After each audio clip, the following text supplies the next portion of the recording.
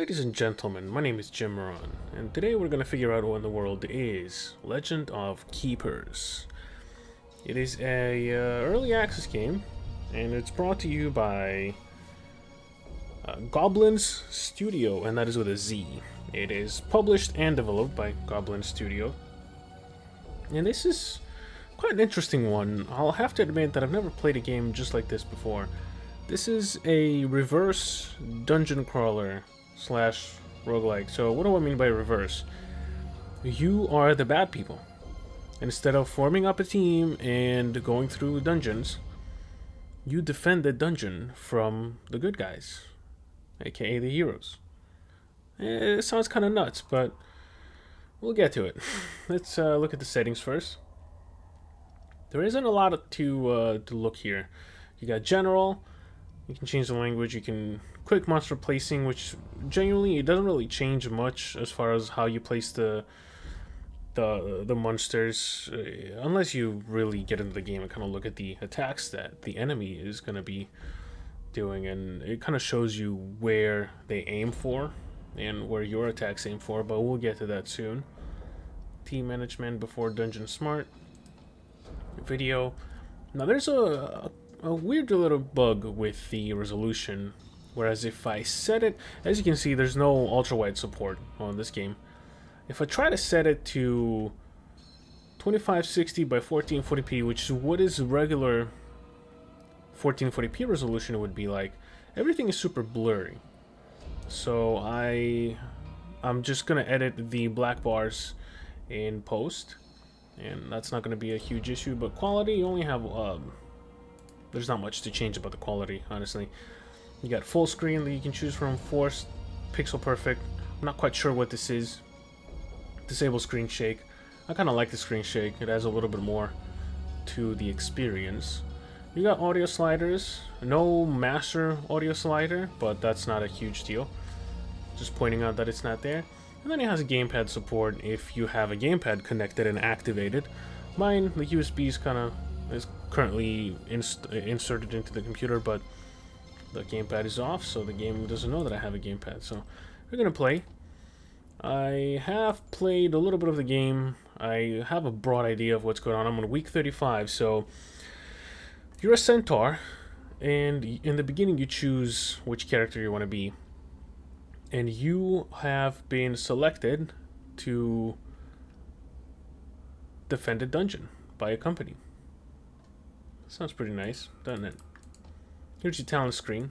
I haven't actually gotten far enough to unlock anything, and for some reason I'm still on 0 experience, even though I've actually gone through a few weeks, and my centaur has already killed a few people, so not quite sure what that's about. But here is your main screen. This is your schedule, and as you can see, I'm on week 35 right now. And each week that goes by, you have the opportunity to choose what event you want to partake on. You have a few different events. Chances are we're probably going to see most of them, if not all of them. But before we do that, I want to look at the employees, aka your monsters, and then the traps. This is all going to make soon, very, very soon. This is your garrison. These bars down here is your motivation.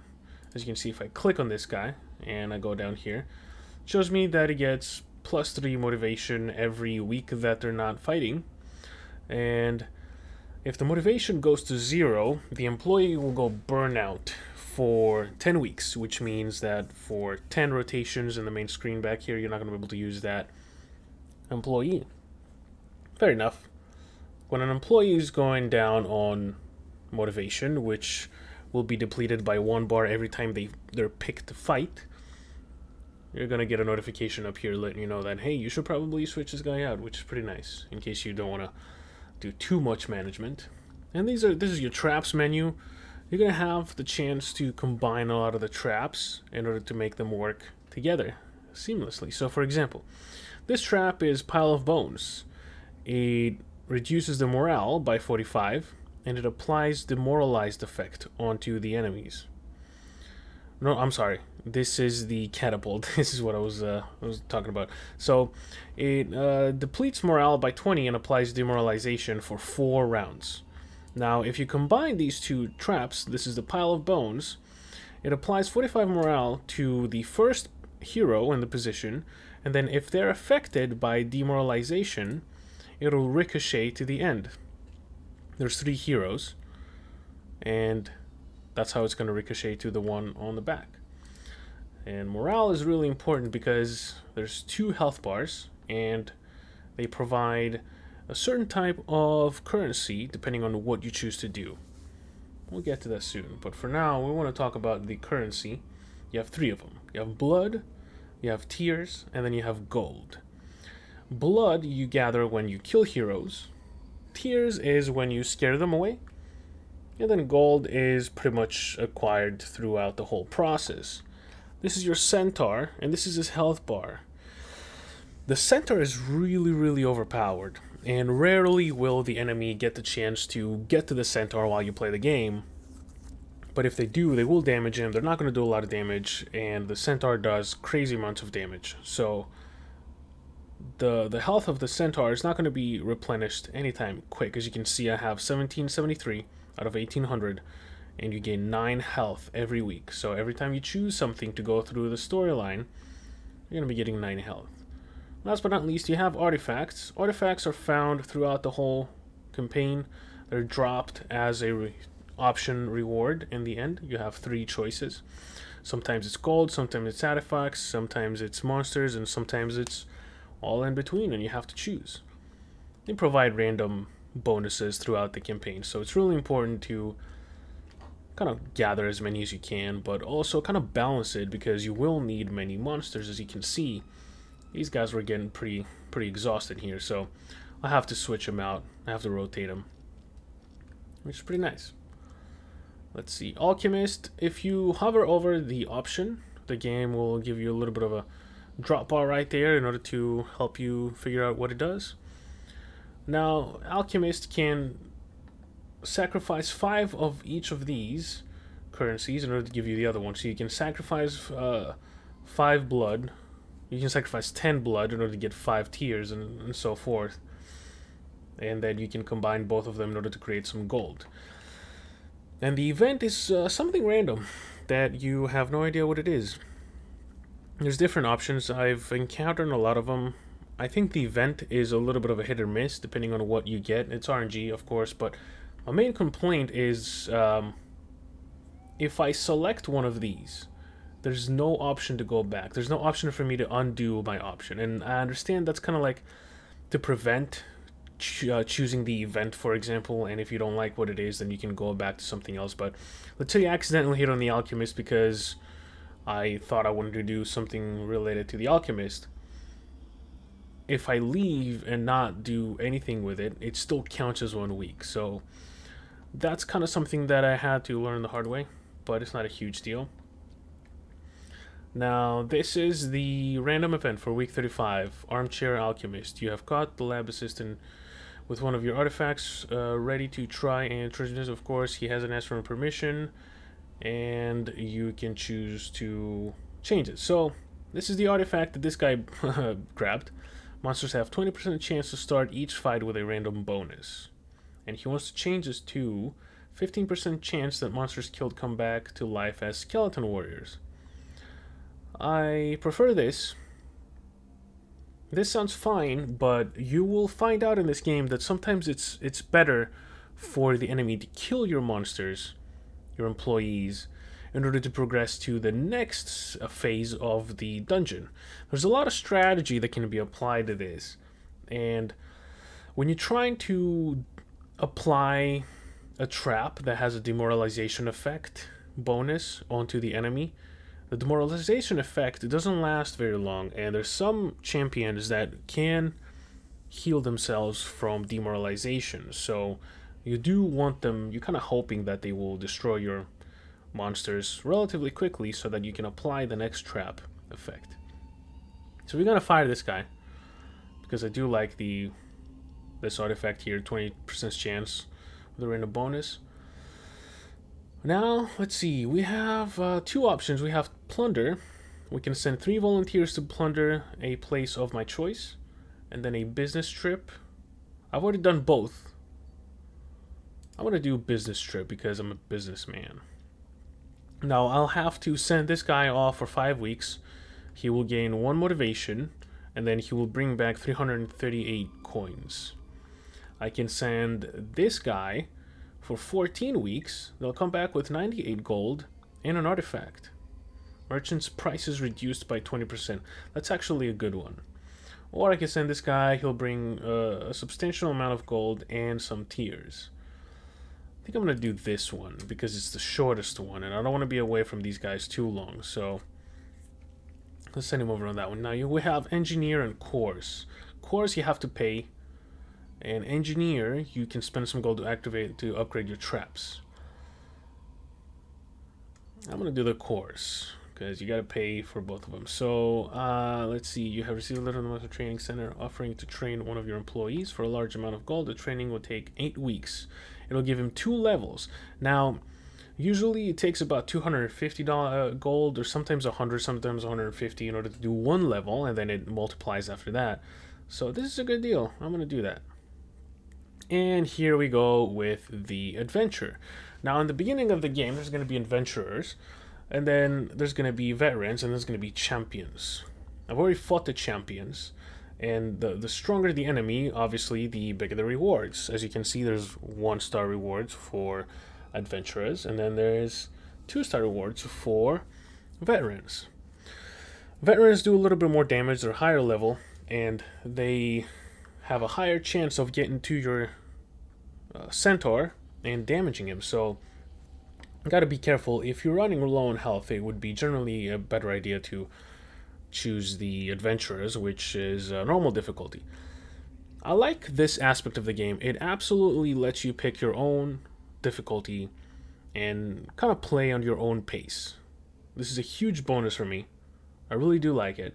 So you're not forced to kind of choose a difficulty setting from the beginning. So we're going to choose the veterans because that's what I've been doing for quite some time now. And we're going to see what the gameplay is like. Now, this is the preparation phase. This shows you what's going to be coming up. So you have traps. This is a bonus effect here that you can do next round. This is the monster phasing round. This is going to be another effect from your centaur, monsters, another trap, and your master, you're the dungeon master. Now, I noticed before that I like to combine the pile of bones with the catapult. I want to try to do that, but the problem is that you have the catapult demoralization is going to last for 4 rounds. You have 1, 2, 3, 4 until you get to the trap with the skeletons. It's not good odds, but do keep in mind that your monsters also have abilities that can apply demoralization. That's absolutely imperative to remember. We do have more traps like the Rallying Horn and Poison Dart and all that stuff, which we'll probably never get to use. This is the monster setup. Now you have 3 slots for your monsters, and then you get to choose who you want to put down. Generally, I just put down whoever has the highest motivation because it makes a little bit more sense. This guy technically has pretty much the same motivation as this guy, but we're going to use this guy. We're going to confirm. We're going to go to the next phase. It's another monster phasing. I haven't tried these yet, so we're going to do that because they seem badass. And this is the final trap. We're going to do a pile of bones. And then we're going to proceed to the gameplay. Now, the higher the enemies, the quicker they are. So there's a better chance that they're going to be attacking first, which some enemies can actually one-hit your monsters, so keep that in mind. Now this is a disaster phase. We can do stalactite falls, snowballs, and blizzard. Now if you notice underneath it says area and there's 3 dots. That just kind of tells you who it's going to target, and it's imperative that you choose the right person. If you hover over the enemies, it's going to show you their abilities, their passives, their skills, and who they tend to aim at. This guy's going to be attacking the front, the first monster that you have lined up. These two are going to be, this is going to be attacking the back, and then this guy's also going to be attacking the front. So the middle monster is going to be the safest.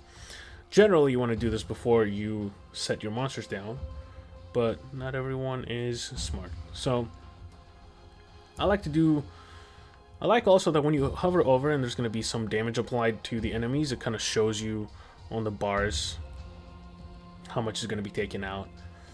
Now, this is important because you can choose whether or not you're going to be killing these guys. Now, there's two bars, as you can see. You have a health bar, and then you have a morale bar. If the health bar is depleted first, which means you kill them, then the enemy dies and they drop blood, one of the currencies. If you scare them away, aka drop the morale down to 0, the enemy will flee, and then you will get tears. That's going to be the second currency. And by completing the level, you get gold as well. These are my monsters. They generally all have at least 2 attacks, or an attack and a passive. And we're going to either do 40 physical damage to the final person, or we're going to do 40 nature damage and poison to the person in the front. Now, as you can see, this guy's morale is already more depleted than this guy's, so I'd rather do this. I'd rather just kill the final person and continue with the demoralization of this guy. Now, I love this one because he can do -9 morale on all of them and apply demoralization, which it does stack with the previous application. So as you can see, the catapult may applied 4. We're gonna do 2 more, and it's gonna go to 5.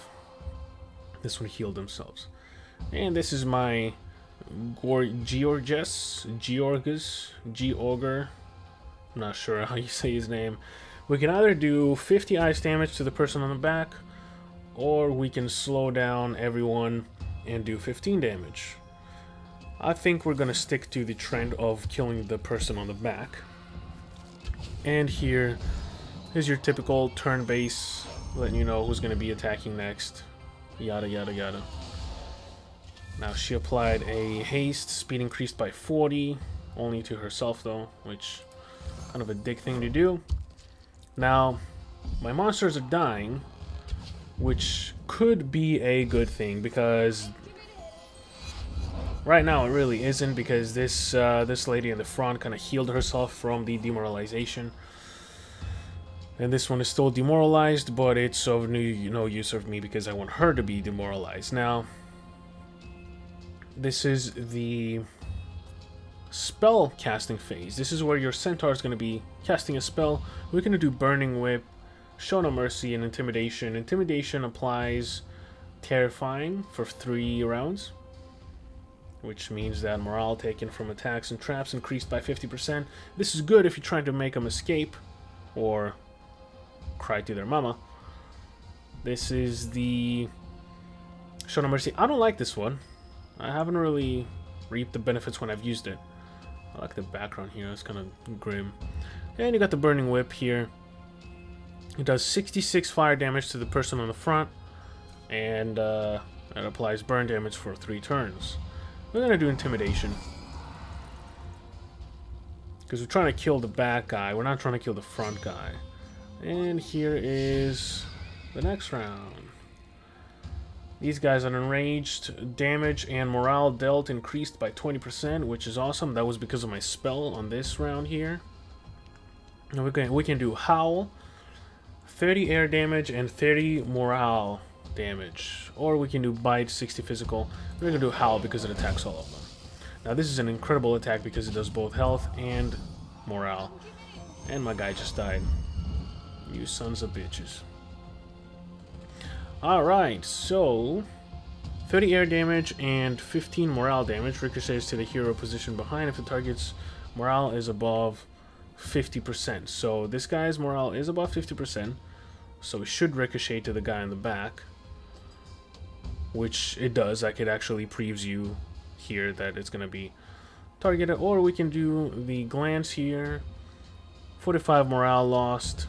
This guy's almost dead, so we're just going to stick to this trend here of demoralizing the guys on the front. And then our auger can do whatever. Malfas. Incineration. 72 fire damage to the middle. Applies fire weakness. We didn't get to kill them this round, which is kind of sad. However, on the next round, I'm pretty sure my monster's gonna die. Oh. Wow, this guy's actually pretty fucking strong. Yeah, let's incinerate some more bitches. Almost dead. That's kind of sad. But, wow, I made the right choice of picking this one when I won the last round. And, wow, we killed this guy. Yep. You're dead. And so is my monster. Oh well. Final trap. This guy is not demoralized, so it's not going to ricochet, which is kind of sad. But here we are on the final round. Usually you don't get to this guy. But, oh well. You have 3 attacks. You have Whiplash, 88 to the front, Enslavement. This is an area effect damage, attacks all 3. Now, if I do this one, the guy on the back dies. And you have Challenge, which reduces 44 morale. Now, I'm going to do this one because I want to kill this one and then demoralize this guy. So, this one's dead. This may die from injuries. And I'm just going to kill everybody. No tears for me this round. So, this is the winning screen right here. We killed the hero, so we got 21 blood. We didn't scare anybody, so we didn't get any tears, and we got 155 gold. Pretty nice. Nice day at the job. And now you choose your reward. You can do 10 armor, 10 power, or, 8 power. Or you can increase resistances by 5. I think we're going to do the power. I like to take the offensive route. And this is the motivation screen. These guys died, so they lost 2. These guys are fully healed, though.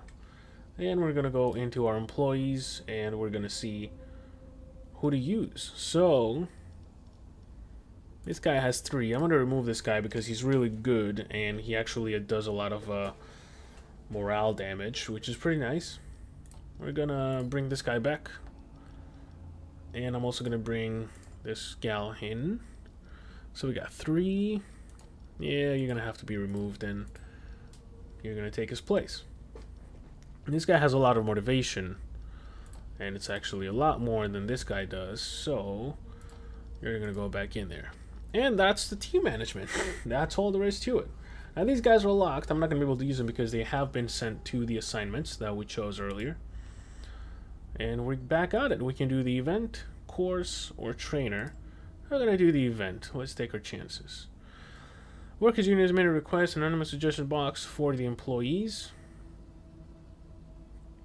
It actually gives 1 motivation to everybody, so yeah, we'll accept it. Alright, so here's a new one, collectors. I don't think I've seen this before. Some tax officials have come to collect. Good job, they drink blood. I have plenty of blood. I don't have anything for the merchant. I do like that the game actually warns you, hey, don't choose this because you're not going to be able to buy anything. Or we can do a random event. I do see both of them coming up, so we're going to try the collectors for now. And they, let's see. They lost 300, I lost 360 life. These vampires are here to collect taxes, however, blood is more valuable than gold coins for them. They could even grant you a monetary compensation in exchange for blood collection. And you could be exempted from the taxes. Well, we're gonna pay them 25 blood, and we're gonna get 260 gold. Okay, so I can either choose to sacrifice 360 health in order to get 260 gold. I can pay 25 blood in order to get 260 gold, or I can refuse and lose 50 gold from my taxes. We're gonna do that. I don't fuck with that. Sanctuary and Seminar. These are also new. And an outing amongst colleagues is always a joy. Oh, this is kind of like a roast. We're only not human. That's actually pretty funny. Ceremony as gloomy as you should, just to make the adventurer's lives worse. Let's do this one. Why not? Okay. We can sacrifice 15 and get motivation. We can sacrifice a hell of a lot more for 30 weeks and increase our haste by 40. I think I'm going to do this one since we already chose something just to do it. Alright, we're going to do the event this time. And I can pay half price, 100 coin, to get 1 level. Hails to the yes. And we are back to the fighting. So, this is essentially all the game has to offer. This is a Legend of Keepers. It's pretty much a reverse dungeon. You actually maintain the dungeon. You have to make sure that your employees are satisfied. And that's all there is to it. So these are going to be RNG, but it's fine. It adds to the mystery and the replayability of the game. And that was about it. I think I pretty much covered everything. So, hopefully you enjoyed this one. And I'll see you on the next one. This is Legend of Keepers. It is available on Steam for $19.99, not on sale. That could be a good option to pick up on sale. It is developed and published by Goblin's Studio. And I will see you next time. Peace.